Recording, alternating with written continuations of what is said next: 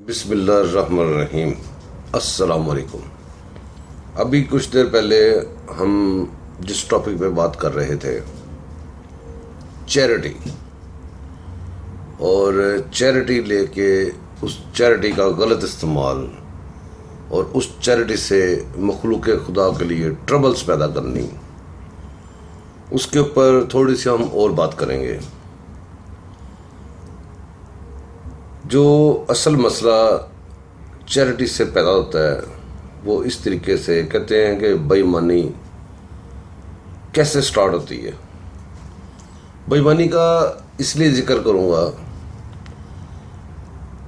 कि जब ये लोग चैरिटी के लिए अपील्स करते हैं, जब ये लोग अपने इतने इतने बड़े इश्तहारात उसी चैरिटी के पैसे से लगाते हैं, जब ये इंटरनेट और जितने भी ज़राए हैं अपनी चैरिटी के लिए इस्तेमाल करते हैं, वहाँ पे कभी इन्होंने ये इस्टेब्लिश नहीं किया कि इस चैरिटी को हम धरनों पे भी लगाएंगे, इस चैरिटी से हम जहाज़ों में भी फिरेंगे, इस चैरिटी से हम अपने ख़ानदान के लिए प्रॉपर्टीज़ भी ख़रीदेंगे, इस चैरिटी के साथ हम अपने बैंक बैलेंस भी बनाएंगे पर्सनल, और इस चैरिटी से ख़रीदी गई ज़मीनें और जो मराकज़ हैं वो हमारे अपने नाम होंगे।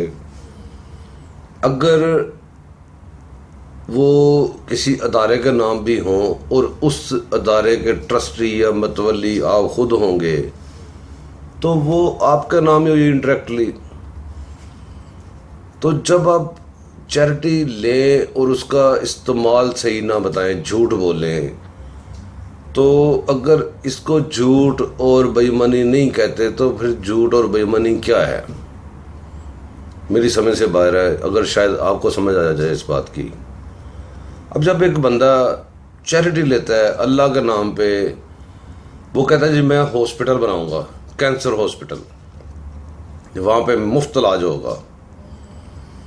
इलाज जितना मुफ्त होता है लाहौर के, पाकिस्तान के, दूसरे शहरों के रहने वाले लोगों को पता ही होगा कितना मुफ्त इलाज होता है, या अगर मुफ्त नहीं होता तो उसकी प्राइस दूसरे हॉस्पिटल से कितनी ज़्यादा है। उसके बाद आप देखें कि उस चैरिटी में से जब आप इतने इतने पता नहीं कितने 100 कनालों के घर बनाएंगे, आप चार्टर तैयारों पे फिरेंगे और इतना बड़ा कंजर खाना लगा के सब कुछ करके, क्योंकि आपका तो कुछ नहीं जा रहा, आपका तो कुछ नहीं बिगड़ रहा। अब परेशानी की बात है कि पाकिस्तानियों के नाम पे गरीब लोगों से छीनी गई दौलत, छीना गया पैसा, फ्रॉड करके ली गई चैरिटी, वो आप कहाँ पे खर्च कर रहे हैं? उन्हीं गरीबों को सड़कों पे रुला के, उन्हीं गरीबों के जो बाकी मानदा पैसे थोड़े बहुत उनके जेबों में रह गए उनको सारे लगवा के, उनकी ईदें ख़राब करके, उनके बच्चों को बर्बाद करके, आप उनको सर्दी गर्मी में जब बाहर बिठाएंगे, आप अंदाज़ा करें, आपको याद होगा कि काफ़ी टाइम बैठने के बाद एक दिन वो कादरी को ये ख्याल आ गया कि यार मैं थोड़ा बाहर निकल कर बंदों में फिरूँ, जब बंदे काम होने लग गए थे। जब वो बंदा बाहर निकला तो उसने अपने रुमाल पे कितने टिश्यू गोल करके रखे हुए थे, उससे सांस नहीं ली जा रही थी उस जगह पे जहाँ पे उसने अपने वो बंदे बिठाए हुए थे, अपने फॉलोअर्स। अब वो नाम तो लेते हैं पाकिस्तान को, ये पाकिस्तान की जब आप बात करेंगे, पाकिस्तान का हल इन धर्मों में नहीं है। हुकूमत अगर गलत कर रही है, हुकूमत में कोई फॉल्ट्स हैं, तो उसका ये तरीक़ेकार नहीं है। स्पेशली उस वक़्त जब हमारा एक हमसाया ईरान हमारे ऊपर बमबारी कर रहा हो, हमारा एक हमसाया इंडिया जिसने हमारे पर फ़ौजें लगाई हों, जो कभी पानी छोड़ता हो कभी कुछ करता हो, एक हमसाया अफ़गानिस्तान जहाँ पे आपको पता है कौन बैठा हुआ है, किसके पास कंट्रोल है। जब इतने ख़तरात हों हमारे ऊपर, उस वक़्त हमारे अंदर आके हमें अंदर से अटैक करना, गैर मुल्कियों के साथ मिल के, इसको ये इस तरह लिया जाएगा।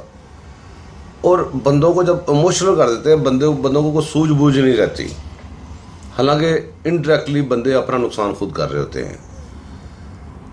हो सकता है कि ये जो नवाज शरीफ की हुकूमत है इसके साथ मुझे कितने इससे वो इख्तलाफ होंगे, बहुत सारे लोगों को होंगे, पहले आने वाली हुकूमतों से इख्तलाफ हुए हैं।